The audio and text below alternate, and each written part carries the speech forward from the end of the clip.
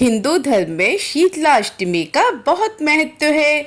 चैत्र महीने के कृष्ण पक्ष की अष्टमी तिथि पर शीतला अष्टमी का व्रत किया जाता है, जिसे बासोड़ा भी कहा जाता है। इस साल शीतला अष्टमी का व्रत 22 मार्च को रखा जाएगा। तो चलिए जानते हैं इसकी कहानी। एक बार शीतला माता ने सोचा कि चलो आज देखूं कि धरती पर मेरी पूजा कौन करता है, कौन मुझे मानता है। यही सोचकर शीतला माता धरती पर राजस्थान के डुंगरी गांव में आई और देखा कि इस गांव में मेरा मंदिर नहीं है और ना ही मेरी पूजा होती है। माता शीतला गांव की गलियों में घूम रही थी। तभी एक मकान के ऊपर से किसी ने चावल का उबला पानी यानी मांड को नीचे फेंका। वह उबलता पानी शीतला माता के ऊपर गिर गया, जिससे शीतला माता के शरीर में फफोले और छाले पड़ गए। शीतला माता के पूरे शरीर में जलन होने लगी। शीतला माता गांव में इधर उधर भाग भाग के चिल्लाने लगी, अरे मैं जल गई, मेरा शरीर तप रहा है, जल रहा है, कोई मेरी सहायता करो। लेकिन उस गांव में किसी ने शीतला माता की सहायता नहीं की। वह अपने घर के बाहर एक कुमारन महिला बैठी थी। उस कुम्हारन ने देखा कि अरे ये बूढ़ी माई तो बहुत जल गई है, इसके पूरे शरीर में तपन है, इसके पूरे शरीर में फफोले पड़ गए हैं, यह तपन सहन नहीं कर पा रही है। तब उस कुम्हारन ने कहा, हे माँ तू यहाँ आकर बैठ जा, मैं तेरे शरीर के ऊपर ठंडा पानी डालती हूँ।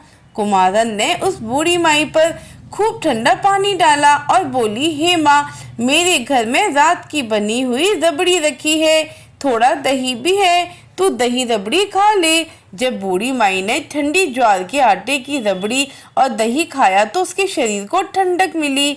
तब उस कुम्हारन ने कहा, आ माँ बैठ जा, तेरे सिर के बाल बहुत बिखरे हैं, ला मैं तेरी चोटी गूंद देती हूँ। और कुम्हारन बाई की चोटी गूंदने हेतु कंघी बालों में करती रही। अचानक कुम्हारन की नजर उस बूढ़ी माई के सिर के पीछे पड़ी तो कुम्हारन ने देखा कि एक आंख बालों के अंदर छुपी है। यह देखकर कुम्हारन डर के मारे घबराकर भागने लगी।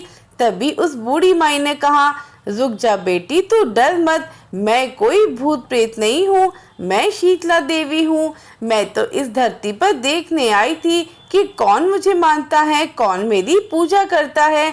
इतना कहकर माता 4 भुजा वाली हीरे जवाहरात के आभूषण पहने, सिर पर स्वर्ण मुकुट धारण किए हुए अपनी असली रूप में प्रकट हो गई। माता के दर्शन कर कुम्हारन सोचने लगी कि अब मैं गरीब इन माता को कहाँ बिठाऊं। तब माता बोली, हे बेटी तुम किस सोच में पड़ गई हो। तब उस कुम्हारन ने हाथ जोड़कर आंखों में आंसू बहते हुए कहा, हे माँ मेरे घर में तो चारों तरफ दरिद्रता बिखरी है, मैं आपको कहाँ बिठाऊं। मेरे घर में ना तो चौकी है, ना बैठने के लिए आसन है। तब शीतला माता प्रसन्न होकर उस कुम्हारन के घर पर खड़े हुए गधे पर बैठकर एक हाथ में झाड़ू, दूसरे हाथ में डलिया लेकर उस कुम्हारन के घर की दरिद्रता को झाड़कर डलिया में भरकर फेंक दिया और उस कुम्हारन से कहा, हे बेटी मैं तेरी सच्ची भक्ति से प्रसन्न हूँ, अब तुझे जो भी चाहिए मुझसे वरदान मांग लो। तब कुम्हारन ने हाथ जोड़कर कहा, हे माता मेरी इच्छा है अब आप इसी डुंगरी गांव में स्थापित होकर यही निवास करें और जिस प्रकार आपने मेरे घर की दरिद्रता को अपनी झाड़ू से साफ कर दिया, ऐसे ही आपके जो भी भक्त होली के बाद की सप्तमी को भक्ति भाव से पूजा कर अष्टमी के दिन आपको ठंडा जल, दही व बासी ठंडा भोजन चढ़ाए, उसके घर की दरिद्रता को दूर करना एवं आपकी पूजा करने वाली महिला का अखंड सुहाग रखना, उसकी गोद हमेशा भरी रखना। साथ ही जो पुरुष शीतलाष्टमी को नाई के यहाँ बाल ना कटवाए, धोबी को कपड़े धुलने ना दे और पुरुष भी आप पर ठंडा जल चढ़ाकर, नारियल फूल चढ़ाकर परिवार सहित ठंडा बासी भोजन करे, उसके काम धंधे व्यापार में कभी भी दरिद्रता ना आए। तब माता बोली, तथास्तु, हे बेटी जो तूने वरदान मांगे हैं मैं सब तुझे देती हूँ।